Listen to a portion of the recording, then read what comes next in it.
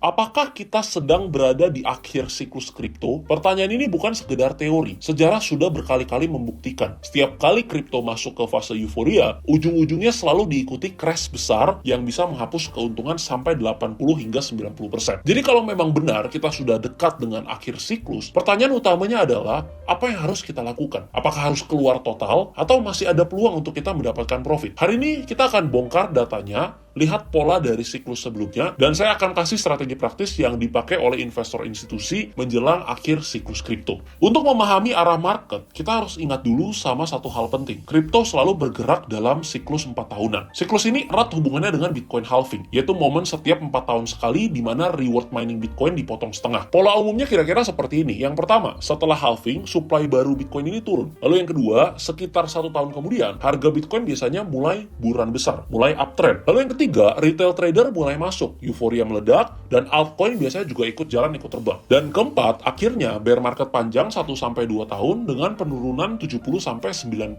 biasanya di bear market sebelumnya. Kalau kita mau lihat di data historical sebagai contoh, misalkan di tahun 2013, Bitcoin naik 55 kali lipat, lalu jatuh 85%. Di tahun 2017, Bitcoin naik 20 kali lipat, lalu jatuh 84%. Di tahun 2021, Bitcoin naik 7 kali lipat, lalu turun 77%. Sekarang kita udah masuk ke siklus 2024 sampai 2025. Jadi wajar sekali kalau banyak yang bertanya, apakah puncak sudah dekat? Kalau kita mau tahu kapan siklus ini akan berakhir, kita harus lihat indikator-indikator yang biasanya muncul di puncak. Yang pertama ada on-chain metric atau MVRV ratio. Ini adalah indikator valuasi Bitcoin. Kalau nilainya sudah di atas 3-4, biasanya market sudah overvalue. Yang kedua, funding rate dan juga open interest. Kalau funding rate di exchange sudah sangat positif, artinya terlalu banyak orang yang long dengan leverage tinggi. Itu tandanya euforia. Yang ketiga, kita bisa cek juga dari Google Trend. Ketika pencarian kata Bitcoin dan kripto di Google meledak tajam, biasanya itu puncak euforia retail. Yang keempat, altcoin season. Biasanya fase terakhir bulan ditandai dengan altcoin kecil yang bisa terbang 10 kali sampai 50 kali. Itu adalah tanda market sudah overheating. Sejarah membuktikan begitu semua signal ini muncul bersamaan, berarti kita sudah sangat dekat dengan akhir siklus. Sebelum kita lanjut, untuk kalian yang invest dan trading kripto, kalian bisa cek link yang ada di deskripsi, karena ada banyak sekali bonus puluhan bahkan sampai ratusan USDT gratis. Caranya juga gampang, kalian tinggal buat new account, selesain KYC dan first deposit, habis itu kalian bisa nikmatin puluhan USDT sampai ratusan USDT gratis. Lumayan banget hitung-hitung buat tambahin modal trading kalian. Linknya udah saya taruh lengkap di deskripsi, tinggal kalian cek aja. Kita lanjut, strategi institusi dan juga distribution pace. Bedanya trader retail dan institusi terlihat jelas di akhir siklus. Retail biasa baru masuk saat harga udah tinggi karena FOMO. Sementara itu, institusi justru udah mulai distribusi atau jualan pelan-pelan. Distribusi ini artinya mereka nggak langsung jual semua ya, tapi keluar secara bertahap sambil menjaga harganya tetap tinggi. Mereka mulai jual ke retail yang masih FOMO dan retail yang nggak ngerti ya beli di pucuk. Contoh paling jelas terjadi di tahun 2021. Data on-chain menunjukkan whale justru net selling ketika harga Bitcoin di atas $60.000. Sedangkan wallet kecil yaitu retail